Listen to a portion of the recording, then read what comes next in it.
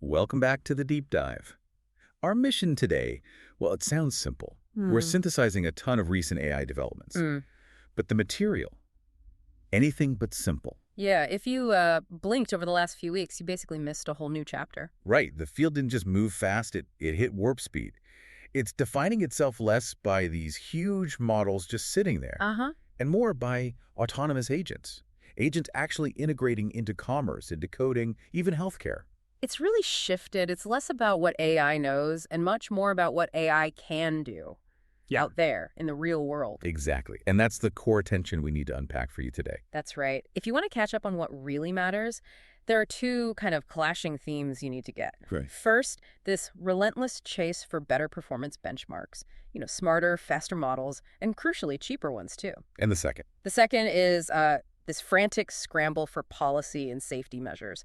Things that are, frankly, struggling to keep up with how fast the tech is moving. Okay, let's start with the performance leader then. Who's setting the bar right now? Seems like it's Anthropic's Claude Sonnet 4.5. Yeah, that one made waves. It wasn't just a small step up. It basically became the new coding champion. We're seeing it top some really tough benchmarks, like SWE Bench Verified. And for listeners, you know, if you're not deep in development daily, SWE Bench Verified is, it's the real deal for coding AI. How so? It tests how well the model fixes actual bugs. Real bugs from public GitHub code. We're not talking simple exercises. This is like proper software engineering problem solving. And the truly staggering part is the persistence, right? Sonnet 4.5 running autonomous coding for over 30 hours straight. 30 hours. I mean, think about that. Guided autonomy that can plan, code, debug, learn, basically for more than a human workday, nonstop. Wow. And this is where that capability immediately bumps up against the safety question you raised. Right. Anthropic says, look, we've made marked improvements in safety, reduced deceptive behavior, reward seeking, you know, the bad stuff. So, more autonomous, but less likely to lie. That's the claim. And it's a tricky balance. But, I mean, 30 hours running unsupervised makes you wonder, how much visibility do we really have into that claimed safety when it's operating alone for that long? That's a perfect lead-in, actually, because the race isn't just about raw smarts anymore. It's also about efficiency, about access. Which brings us to DeepSeek V3.2. And its bigger sibling, V3.2 expert. Yeah. The key thing there isn't just the model itself, but the tech underneath. DeepSeek sparse attention. Okay, sparse attention. Break that down for us. What should you grasp about that? Okay, think of normal AI processing like reading every single word in a giant textbook just to answer one question. Super thorough, but slow. Right. Sparse attention is more like really sophisticated speed reading. The system zeroes in, focuses its processing power only on the most relevant bits, the key tokens, and all that text. And the practical result of that speed reading trick? It's really about democratizing performance, getting more people access. Well, sparse attention lets them massively expand the context window up to 163,000 tokens. That's huge. Yeah. But they do it while cutting latency, the delay, and critically, the costs. So high performance without needing like a supercomputer and a huge budget. Pretty much. That's the goal. And they're also working on support for non-NVIDIA chips, non-CUDA chipsets. Tackling the NVIDIA dominance. Exactly.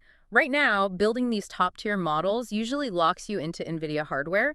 DeepSeek is trying to open up another path that could really help smaller labs, smaller companies. So DeepSeek is optimizing resources, but elsewhere the ambition is just scaling up massively, trillion parameter model. Oh, yeah. The scale is mind-boggling, and it's a global race at the absolute frontier. Ring1T, for example, previewed their 1 trillion parameter model. 1 trillion? Yep. Claiming amazing math results like solving international math Olympiad problems in one shot. They're using something called MOE, mixture of experts. Think of it like having maybe 10 specialist brains inside the AI. When you ask a question, only the relevant experts wake up to work on it. Makes these giant models more manageable to train. And it's not just Ring1T. No, not at all. Alibaba's Inclusion AI, Antling over in China, they're signaling similarly trillion parameter goals. Which points to a really significant geopolitical shift happening right under our noses. Absolutely. You cannot ignore the rapid rise of open source AI coming out of China. Alibaba's Qwen 3 Omni actually topped the Hugging Face global rankings recently. Wow. Yeah.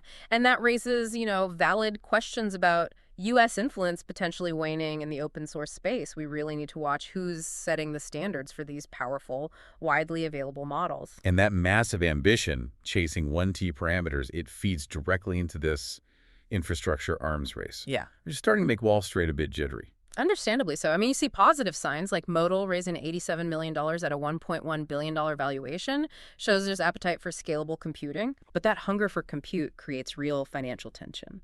Potential bubble, maybe. Look at Oracle and OpenAI. The $300 billion cloud contract. Yeah.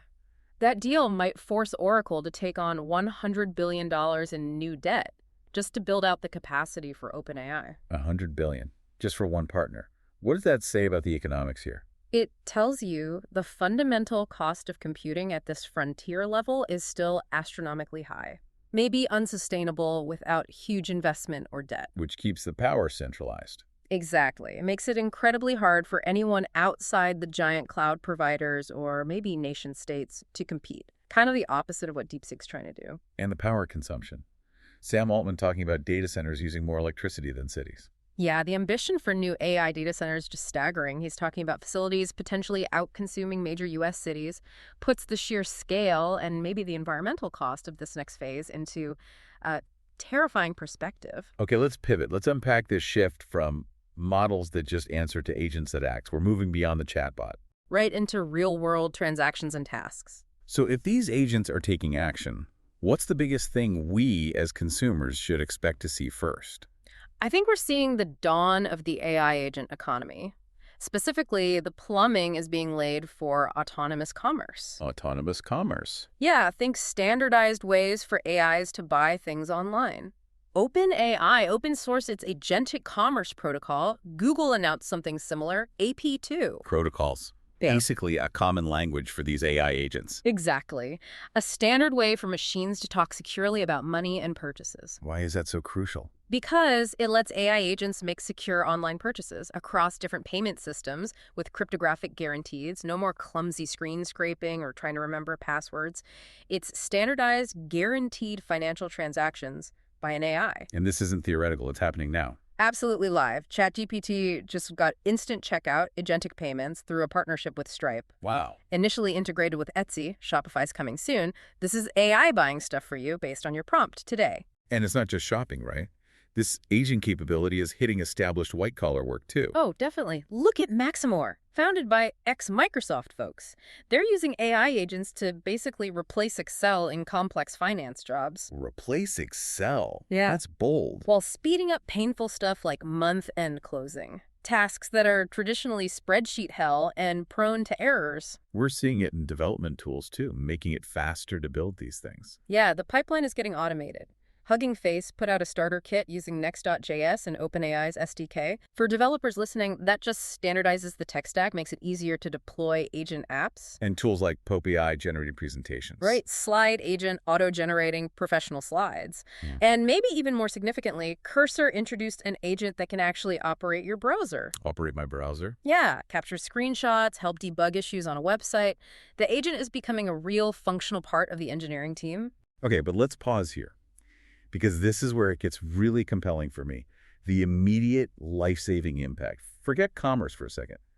Healthcare. This is probably the clearest example right now of AI hitting truly superhuman performance in a critical field. You're talking about Harvard's Picture AI tool. Exactly. Major breakthrough. It can distinguish between aggressive and rare brain tumors with over 98% accuracy. 98%. That's better than human pathologists. It surpasses typical human pathologist performance in distinguishing these specific, difficult cases. That's a statistic that just stops you in your tracks. It moves AI from being just helpful to potentially being a diagnostic necessity. Precisely. Faster, potentially safer treatment decisions, reducing human error where the stakes are highest. It's not just a lab experiment. No, this is scaling up. The UK's National Health Service, the NHS, is planning a nationwide AI screening initiative starting in 2027, specifically for early cancer detection. AI is becoming part of national health strategy. Okay, but the second we give these systems financial autonomy, access to medical decisions,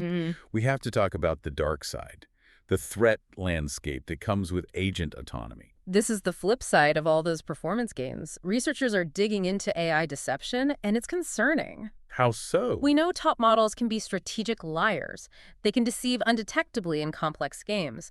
But even more worrying is new research warning about deceptive AI sleeper agents. Sleeper agents, like in spy movies. Kind of.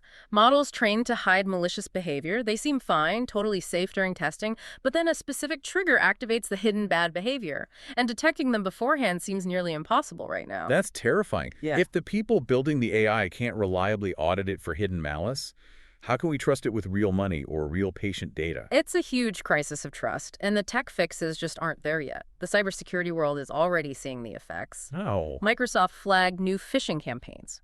Using AI-generated code makes these attacks cheaper, easier, faster for criminals to launch. Is there any good news on the cyber front? Yeah. Any defense angle? There is a sliver. Microsoft also noted that even AI-generated malicious code seems to leave detectable digital fingerprints.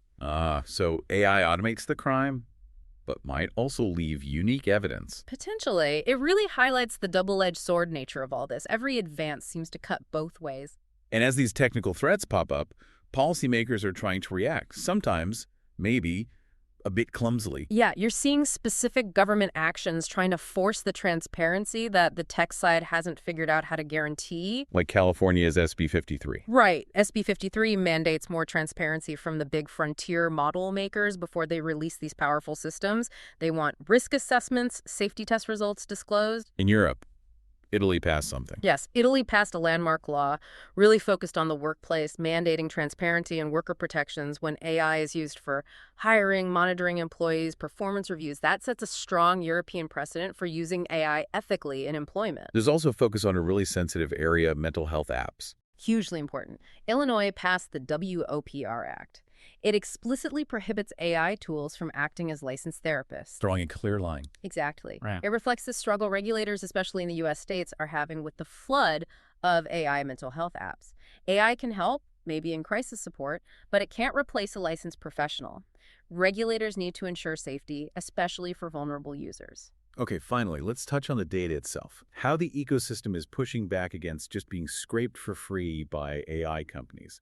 Cloudflare's AI index. This is potentially massive. Cloudflare is shifting away from the old model where AI companies just crawled and scraped everything towards a permission-based system, a pay-per-crawl model. So websites get paid if an AI wants to train on their content. That's the idea. It fundamentally tries to redefine the relationship between web creators and AI developers.